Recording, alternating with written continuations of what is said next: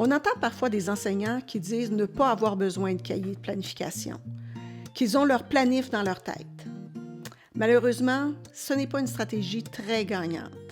Dans cette capsule, on vous montre comment bien remplir votre cahier aux 2 semaines. On travaille notre pouce avec la gestion de nos ressources. La planification aux 2 semaines permet d'avoir une vision générale des savoirs essentiels déterminés dans la planification globale. On s'assure ainsi que l'élève développe ses compétences. Ça nous amène à prévoir le matériel et d'optimiser son temps. Lorsqu'on fait notre planification aux 2 semaines, il faut déterminer la durée de notre planification. On regarde d'abord la date de la prochaine rencontre de planification.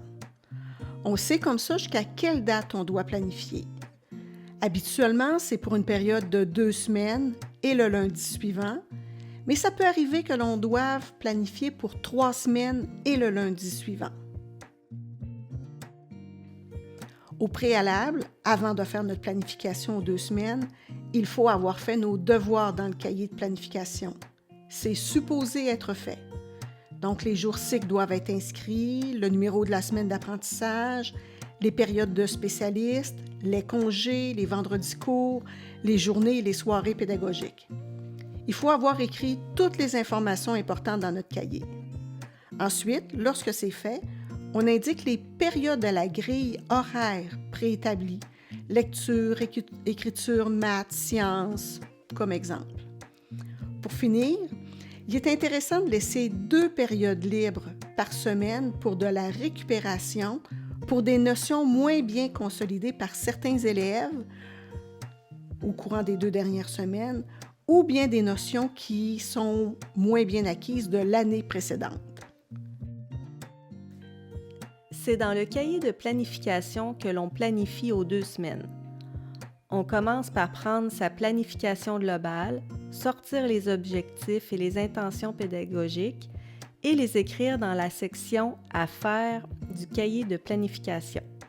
Ensuite, il faut sortir tous les documents développés pour l'école, les listes d'orthographe, les mots à lire et les verbes à conjuguer.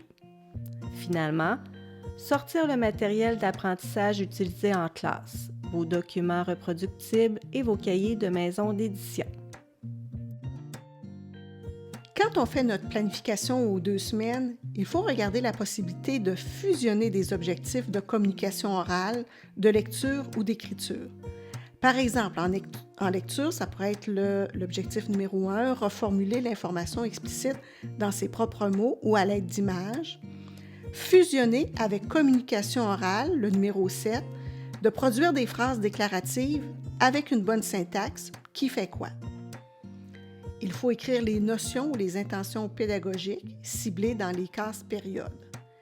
Il est important de varier les activités dans une même période, donc de séparer une période en 2 et de faire 2 activités différentes de 30 minutes.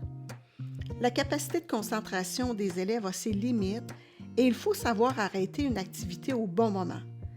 Par exemple, faire une activité de lecture devrait durer un maximum de 30 minutes pour les plus petits. On peut compléter la période avec l'écriture de mots d'orthographe ou soit composer des phrases. Les nouveaux apprentissages ainsi que les évaluations devraient être faites en avant-midi. Les élèves sont généralement plus concentrés à ce moment de la journée. On devrait garder le vendredi après-midi pour terminer des travaux ou faire le ménage. Finalement, lorsqu'on fait notre planification aux 2 semaines, il faut choisir le matériel, le sortir et se partager le travail par matière entre les enseignants de même niveau. C'est à ce moment-là qu'on fait les photocopies au besoin. Il faut enseigner du nouveau contenu malgré le défi de l'absentéisme. Il ne faut pas se limiter dans l'action à cause du défi de l'absentéisme. Autant que possible, il faut prévoir de ne pas enseigner de nouvelles matières lorsque l'aide pédagogique sort un élève de la classe. Je suis consciente qu'on ne peut pas toujours savoir quand l'aide pédagogique va venir chercher un élève, donc, à ce moment-là, si elle vient chercher un élève et qu'on est justement en train d'enseigner une nouvelle notion, on peut tout simplement lui suggérer de rester en classe pour travailler avec cet élève. On a beau faire une belle planification détaillée, parfois il faut savoir s'ajuster. Quand on sent que l'ensemble des élèves n'est pas disposé aux apprentissages, à cause de l'énervement dû à une fête par exemple, il faut savoir modifier notre planification au besoin, déplacer les apprentissages prévus à une autre période. Vous trouverez au recto de la fiche d'accompagnement les éléments importants à retenir de la capsule.